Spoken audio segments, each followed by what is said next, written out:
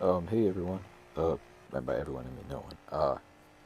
Sup world. This is just a story I have. I apologize. I'm recording in like a closet. There's a fan outside.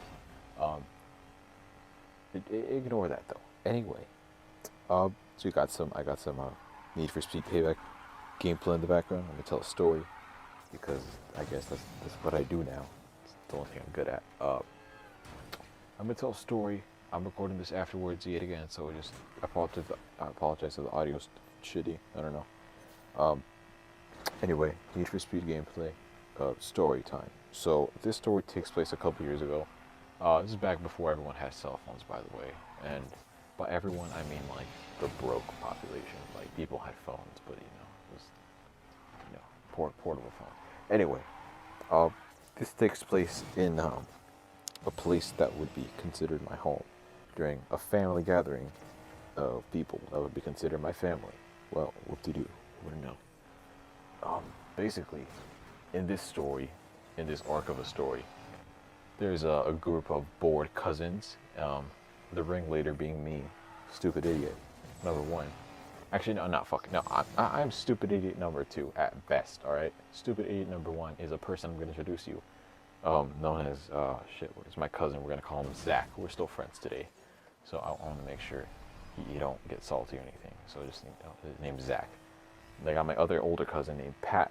We kind of formed this trio. Anyway, he's just the three main cousins. Um, and basically we're like, yo, let's go to 7-Eleven and get some candy. Or, candy. Wink, wink. I'm just kidding. This is way before. uh, anyway, we're like, yeah, let's go to 7-Eleven. And this is where the story gets a little complicated because basically 7-Eleven and the way to get there is very tough for our area. Now, I don't want to say we live in a housing complex, right? We ain't white. I don't want to get y'all misinformed. We ain't white. It ain't a rich housing complex, but it's like a complex of a sort. And there's a fence on the perimeter. Keep that in mind, right? And on the side of this fence, there is a train, not one, but two train tracks, or like a pair of rails, right? Totaling to like about, I don't know, 15-meter wide area after the fence. And then there's an avenue, and there's light that takes forever, and then there's a liquor store, and then there's a 7-Eleven, and a panaderia as well. That's what they call it, panaderia. Anyway, so we're like, all right, cool, let's go. And in the past, we've gone to this fence, right? And there was like a hole in the fence because, crackheads would go to 7-Eleven. Everyone would go to 7-Eleven. This is like the early 2000s, all right? It's fucking 7-Eleven, all right? Wherever you are, it's a convenience store. It's convenient. So people would cut holes in this fence, right? And we were just hoping to God, it's back when I was religious, to God that this fence was open, I guess. And, of course, it wasn't. This story would not be interesting without this plot point. It wasn't. The fence was not cut. And usually when it wasn't cut, there were spikes on the fence, on this section of the fence. And people would, like, wrap their hand around the spike. Not on top, but around the spike. So people could step on the top of their arm and the spike. So the spike wouldn't hurt. So they could, like, step on the kind of, like, surface of the... Yeah, but, we didn't have any adults with us who were tall enough to, like, grab the spike or anything, like a fucking hand job. But, like, we walk down the fence a little bit and we're like, hey, there's this normal, like, kind of average chainmail fence, right? So we all climb. Pat goes first, him being the oldest, and, me being the middle kind of person. Dumbass number two, I climb, and then, this is dumbass number one. Zach, right? Fucking a little overweight, not gonna lie, a little chubby, younger than all of us. He climbs, he gets over, fucking barely makes it out with his life, whatever. We go to 7-Eleven, right? We're on our way back, and, as they say in the movies, nightfall was approaching or something. We get to the light, takes forever. We get down to the other side of the avenue, and we're back on the train tracks. And keep in mind, these train tracks, like this train runs every like 30-ish minutes, right? And I would later on in life go on to time the train so I could sneak out and like make my escape. But anyway, that's a story for another time. So we get back and we're carrying bags of stuff, right?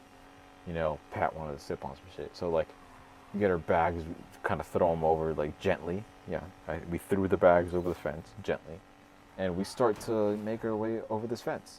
Now keep in mind, my main concern is, hey, the train should be here any minute, so let's get fat ass crack Zach over this fence, chubby little bastard, and then you know, let's.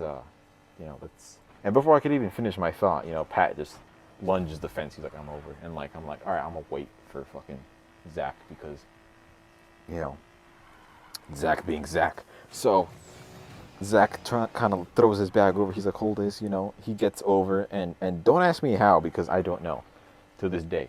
But in a matter of seconds, this guy like freaking gets his not one but both of the belt things on the back of his jeans stuck on the chainmail fence, along with like a bit of his underwear, like the flap. Don't ask me how. I have no clue. Fat ass crack Zach over here, just packing too much. I don't. But you know, long story short, we're halfway through the story. But long story short, he gets stuck on the fucking fence, right? You know, as I said previously, nightfall is approaching, and I'm like, yo, Pat, get over here, help me push you. Pat's like, nah, bro, my drinks are getting cold. Like, I'll try to you try to push him, and I'll try to carry him. And you know, we couldn't because you know, fat ass crack Zach was fat, and Zach, so he's dumbass too. He's like, I don't want to get a wedgie. We're like, yo, we're gonna push you up, but you need to like propel yourself. You need to like jump. He's like, I don't, nah, bro. And don't ask me how, because again, I don't know. There's a lot of things I don't know. Wow, gee, there's a lot of things in this arc of the story that I don't know.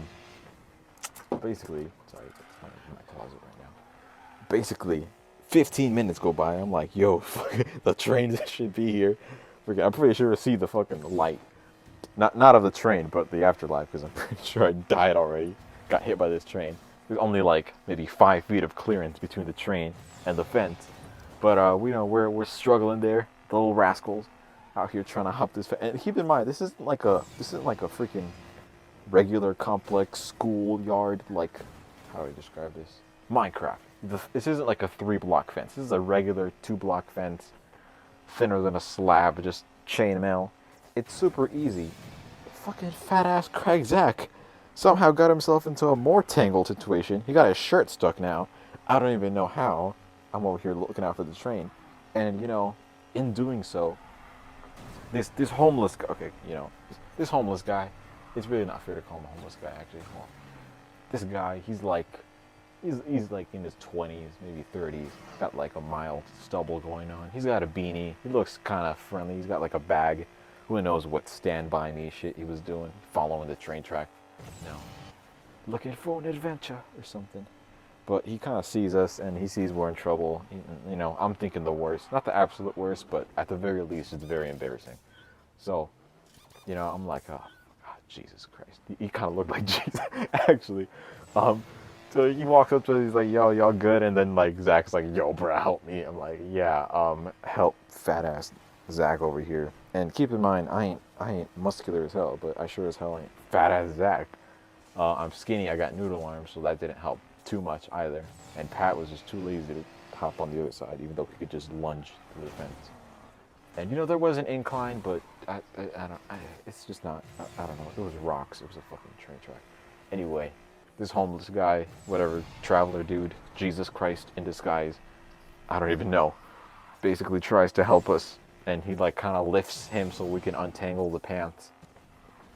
He gets like the pants off, and like now it's just his freaking shirt. I kind of like yank at it and like get it around the chainmail thingy, and he kind of falls on his ass on the other side. And he's like, "I'm good." Like I'm sure you are. Thanks, freaking. You know, Pat's over there just making sure everything's, you know, everything is safe, whatnot. And he's like, "All right, hurry the fuck up, Isaac. Get over here." Like I throw my bag at him and like.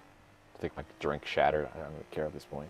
Anyway, I'm like, yo, thanks, bro. I didn't even high five him for anything because it's stranger danger. But he's like, all right, good luck. Bye. And he vanished, fucking flew away. I don't know. We looked back and he was just gone. Anyway, I hopped over the fence and we got back and we proceeded to tell people what happened. Psych. We didn't because our family is fucking stupid and paranoid and shit, you know. Stupid people. Anyway, you know, our drinks.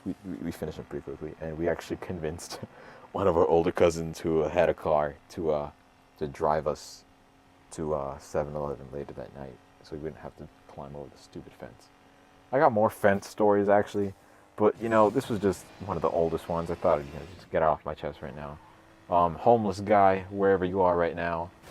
Uh, Thanks, I guess. We probably would have gotten hit by a train. I hope you didn't get hit by a train. Um, and that concludes the story, pretty much. Yeah, 2000 and whatever. Yeah, good times, good times. All right, this should conclude the video. Peace.